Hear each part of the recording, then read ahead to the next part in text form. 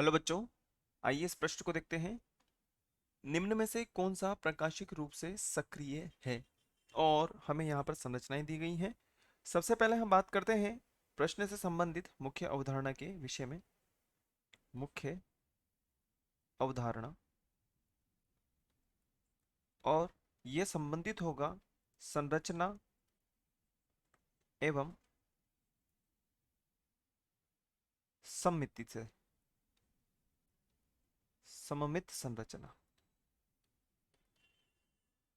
अब विकल्प ए जो हमें दिया हुआ है यहाँ पर, यदि हम बात करें तो विकल्प ए हमें यहाँ पर दिया हुआ है इस प्रकार से CH3, और यहाँ पर हमारे पास में H है, और यहाँ पर जो कार्बन है उसके साथ में द्विबंध, द्विबंध और 3 द्विबंध है, और यहाँ पर CH3 और यहाँ पर H इस प्रकार से उपस्थित है।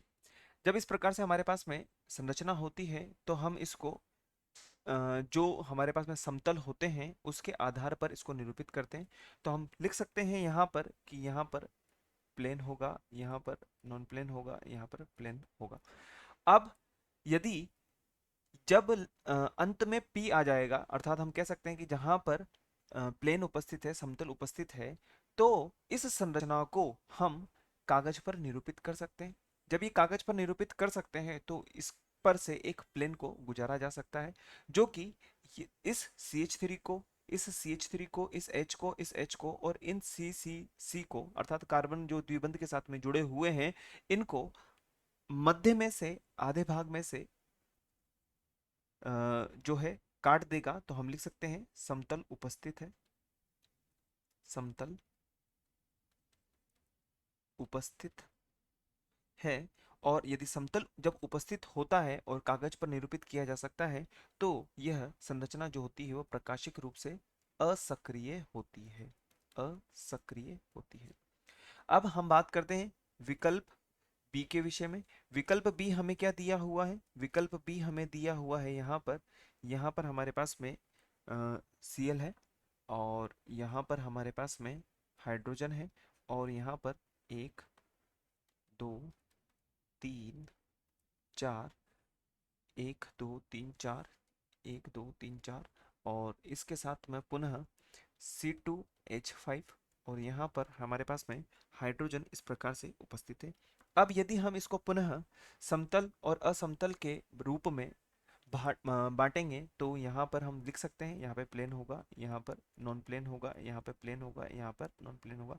अंत में देखा जा रहा है कि यहाँ पर जो है प्लेन उपस्थित नहीं है, तो हम लिख सकते हैं यहाँ पर कि यहाँ पर समतल उपस्थित नहीं है। और यदि ये समतल उपस्थित नहीं है तो यहाँ पर हम लिख सकते हैं समतल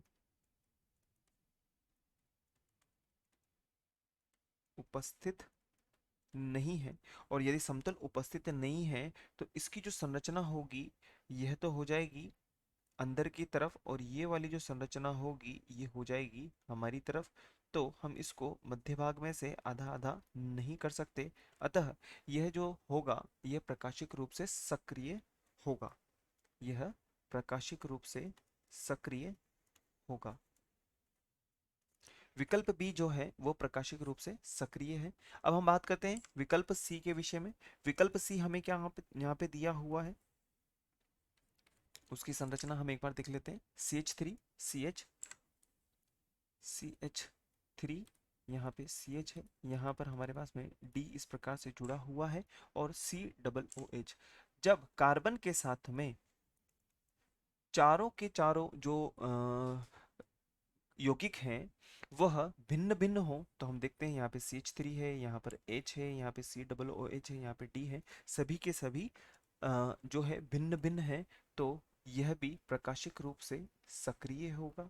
तो हम लिख सकते हैं कि विकल्प सी जो है वह भी प्रकाशिक रूप से सक्रिय होगा।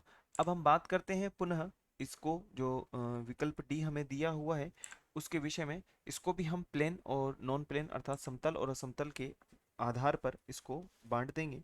तो हम किस प्रकार से इसको निरूपित कर सकते हैं? इस प्रकार से हमें एक संरचना दी गई है, और ये जो संरचना दी गई है यहाँ पर द्विबंध है, और द्विबंध है तो एक यहाँ पर और इस प्रकार से H और यहाँ पर CH3। और यदि हम बात करें तो यहाँ पर CH3 और H इस प्रकार से निरूपित है, यहाँ पर CH3 और यहाँ पर H इस प्रकार से निरूपित किया गया है। अब यहाँ पर यदि हम इसको समतल और असमतल अर्थात प्लेन और नॉन प्लेन पे इस प्रकार से बांटते हैं तो यहाँ पर प्लेन और यहाँ पर नॉन प्लेन आ गया है, अर्थात हम कह सकते हैं कि असमतल या यहाँ पर समतल उपस्थित नहीं है। समतल उपस्थित नहीं है तो समतल उपस्थित नहीं होगा तो ये प्रकाशिक का क्या होगा, प्रकाशिक रूप से सक्रिय होगा। और हमसे प्रश्न में क्या पूछा गया है कि सक्रिय कौन कौन है, तो विकल्प डी जो है वह भी प्रकाशिक रूप से सक्रिय होगा, अतः विकल्प बी, सी और डी हमारे सही विकल्प होंगे।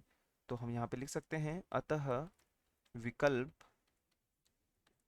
बी, सी और डी हमारे वांछित उत्तर होंगे। आशा है आप इसे अच्छी तरह समझ गए होंगे। धन्यवाद।